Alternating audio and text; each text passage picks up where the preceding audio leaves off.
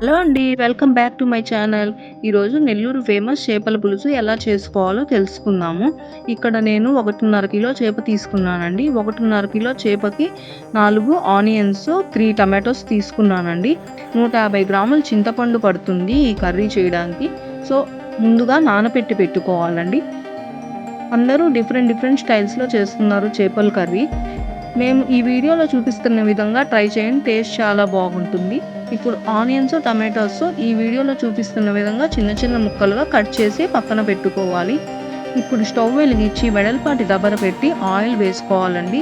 చేపల కర్రీ అంటే ఆయిల్ కొంచెం ఎక్కువే పడుతుంది. ఆయిల్ హీట్ అయ్యాక 2 లవంగాలు, ఆవాలు, జీలకర్ర, మెంతులు వేసి ఆనియన్స్, కరివేపాకు వేసి ఫ్రై చేసుకోవాలి. అవి కొంచెం ఫ్రై అయ్యాక పసుపు వేసి టమాటాలు వేసి అవి బాగా మగ్గనివ్వాలండి. కొంచెం ఉప్పు వేసి కాసేపు మూత పెట్టేస్తే బాగా మగ్గిపోతాయి. ఇప్పుడు చూడండి బాగా మగ్గాయి. ఇప్పుడు రుచికి సరిపడా కారం వేసుకోవాలి. చేపల కూర అంటే కొంచెం కారం ఎక్కువే పడుతుందండి. అప్పుడే టేస్ట్ బాగుంటుంది. ఈ వీడియోలో చూపిస్తున్న విధంగా చేపలు ఇలా స్ప్రెడ్ చేసి పెట్టుకోవాలి దబరలో. మనం ముందుగా చింతపండు నానబెట్టుకున్నాం కదా అండి, ఆ చింతపండు పులుసుని కొంచెంగా ఈ దబర్లో పోసుకోవాలి. పోసుకొని ఒకసారి దబర్ని షేక్ చేసుకోవాలండి ఇలాగా.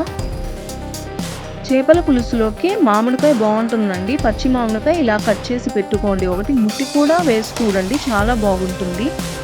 ఇప్పుడు మనం పౌడర్ రెడీ చేసుకోవడానికి 1 స్పూన్ ఆవాలు, 1 స్పూన్ జీలకర్ర, 1 స్పూన్ మెంతులు, 1 స్పూన్ ధనియాలు తీసుకొని ఇలా ఫ్రై చేసుకోవాలండి. కొంచెం అవి ఫ్రై అయ్యాక పక్కన పెట్టుకోవాలి. ఇప్పుడు మూత తీసి కర్రీ చూద్దామండి. ముక్కకి పులుసు బాగా పట్టుతుంది. కొంచెం సాల్ట్ చూసుకొని సాల్ట్ వేసుకోవాలి. మేము ఈ పొడిని రోట్లో దంచుకుంటున్నాము. మీరు కావాలంటే మిక్సీ జార్లో అయినా వేసుకోవచ్చు. రోట్లో దంచుకుంటే టేస్ట్ చాలా బాగుంటుంది. ఇప్పుడు ముక్కలు బాగా ఉడికి పులుసు బాగా పట్టుంటుందండి. ఇంకొక 2-3 నిమిషాల్లో ఆపేస్తామనగా మామిడికాయ ముక్కలు వేసుకోవాలి. ఎందుకంటే ముందుగా వేసుకుంటే ఆ మామిడికాయ ముక్కలకి ఉన్న పులుపంతా పులుసుకు పడుతుందండి. పులుసంతా పుల్లగా అయిపోతుంది.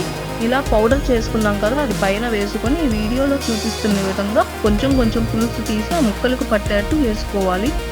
ఇప్పుడు మూత పెట్టి ఒక 5 మినిట్స్ తర్వాత కొత్తిమీరతో గార్నిష్ చేసుకోవడమే. అంతే, చేపల కర్రీ రెడీ అయిపోయిందండి. మీరు కూడా ట్రై చేయండి.